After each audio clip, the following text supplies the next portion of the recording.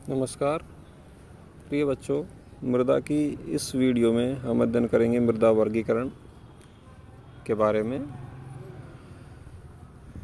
1935 में संयुक्त राज्य अमेरिका के कृषि विभाग के निदेशक मरकुट ने मृदा का एक सर्वाधिक मान्य वर्गीकरण प्रस्तुत किया, जिसके आधार पर मृदा के वर्गीकरण को हम 3 आधार पर मृदा को विभाजित कर सकते हैं।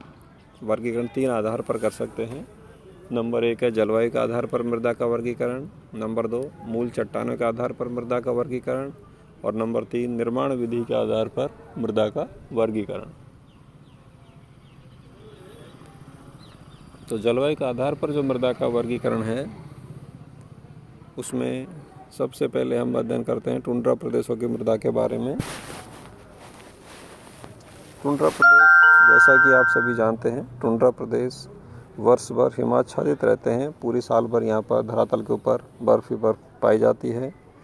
ग्रीष्म ऋतु में जब कभी बर्फ़ पिघलती है तो यहाँ पर दलदली क्षेत्र यहाँ पर बन जाता है। साल भर बर्फ़ और दलदल में रहने की वजह से यहाँ पर मिलने वाली जो मिट्टी है वो लीच्ड होती है, अर्थात धुली हुई मिट्टी यहाँ पर हमें पाई जाती है तथा इस मृदा के नीचे लोहे व चिकनी मिट्टी की कठोर परत मिलने की वजह से ये कृषि हेतु अनुपयुक्त परत होती है। वनस्पति के अभाव की वजह से यहाँ पर ह्यूमस अथवा वनस्पति के जो अंश हैं, उन अंशों की उपस्थिति मृदा में हमें नहीं मिलती है। इसलिए ये मृदा अनुपजाऊ मृदा के रूप में जानी जाती है। दूसरा जो प्रदेश है शीतोष्ण वन प्रदेशों की मृदा, इसमें मुख्य रूप से आपकी पोड़जोल मृदा पाई जाती है। शीतोष्ण प्रदेशों के आर्द्र भागों में, जहाँ ग्रीष्म ऋतु छोटी एवं शीत तथा शीत ऋतु लंबी एवं कठोर होती है, उनमें पोड़जोलीकरण की ये जो प्रक्रिया है वह संपन्न होती है। इन प्रदेशों में फैले कोणधारी वनों की पत्तियों का विघटन शीघ्रता से होता है, जिससे अम्ल बनता है, जो वर्षा जल के साथ मिट्टी के निम्न स्तरों में चला जाता है। तो इस प्रकार से यहाँ पर कोणधारी वन पाए जाते हैं। उन कोणधारी वनों की जो पत्तियाँ होती है, उन पत्तियों के विघटन की फलस्वरूप जो अम्ल बनता है वो अम्ल बनकर मिट्टी में चला जाता है और इस प्रकार की जो मृदा होती है, उस मृदा में अम्लीयता के जो मात्रा है वह अधिक पाई जाती है। तीसरा जो प्रकार है उष्ण तथा अर्ध उष्ण प्रदेशों की मृदा, इसमें लैटेराइट मृदा तथा पीली मृदा होती है। लैटेराइट मृदा उन क्षेत्रों में अधिक होती है जहाँ पर वर्षा की मात्रा अधिक होती है। अधिक वर्षा की वजह से इस प्रकार की मृदा की जो उपजाऊ ऊपरी परत होती है, वह ऊपरी परत यहाँ पर लगभग अनुपस्थित रहती है, क्योंकि अधिक वर्षा उस उपजाऊ मृदा की परत को अपने साथ बहा कर ले जाती है। अगला जो वर्गीकरण है वह है घास के प्रदेशों की मृदा, जिसमें भूरी मृदा, चरनोजम मृदा तथा चेस्टनट मृदा मुख्य रूप से पाई जाती है। जो चरनोजम और चेस्टनट जो मृदा है वो दोनों एक दूसरे की विपरीत हैं। चरनोजम मृदा गहरे रंग की मृदा होती है, जिसमें ह्यूमस की मात्रा अत्यधिक होती है। दूसरी तरफ जो चेस्टनट मृदा है वह शुष्क क्षेत्रों में पाई जाती है, जिसमें ह्यूमस की मात्रा बहुत कम होती है। अगला जो प्रकार है जलवायु के आधार पर मृदा के वर्गीकरण का, वह है मरुस्थलीय प्रदेशों की मृदा, जिसमें बलुई मिट्टी तथा लोएस होते हैं। लोएस का उदाहरण आप सभी ने पढ़ा है। लोएस मिट्टी चाइना के कुछ भागों में पाई जाती है, लोएस मृदा।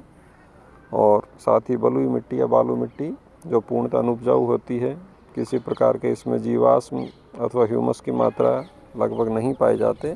तो मरुस्थलीय प्रदेशों में इस प्रकार की मृदा हमें देखने को मिलती है।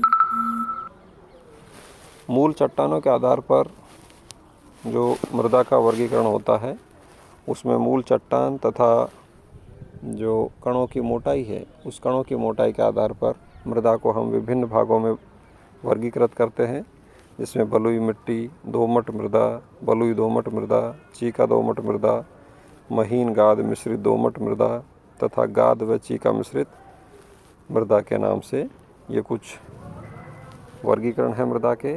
इन सभी वर्गीकरणों को हम इस चित्र के माध्यम से, ये जो ऊपर का ये जो चित्र दे रखा है इस चित्र के माध्यम से प्रदर्शित कर सकते हैं।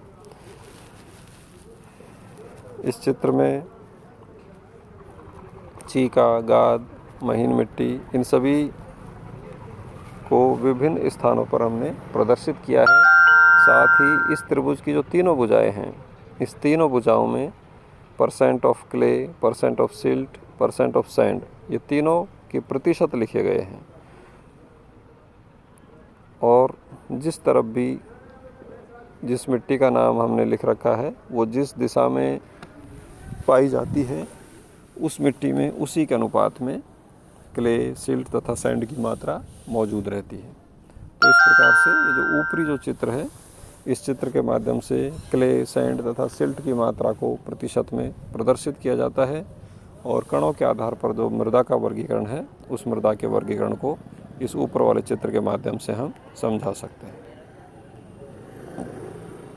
तीसरा जो वर्गीकरण है वह है निर्माण विधि के आधार पर मृदा का वर्गीकरण।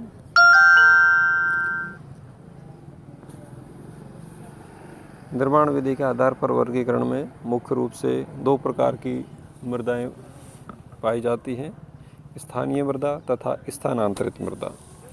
स्थानीय मृदा वो होती है जिसकी उत्पत्ति उसी स्थान पर होती है जहाँ पर वह पाई गई है, अर्थात किसी अन्य स्थान से उस मृदा को बहाकर या किसी भी अन्य साधन के द्वारा लाकर बिछाया नहीं गया है।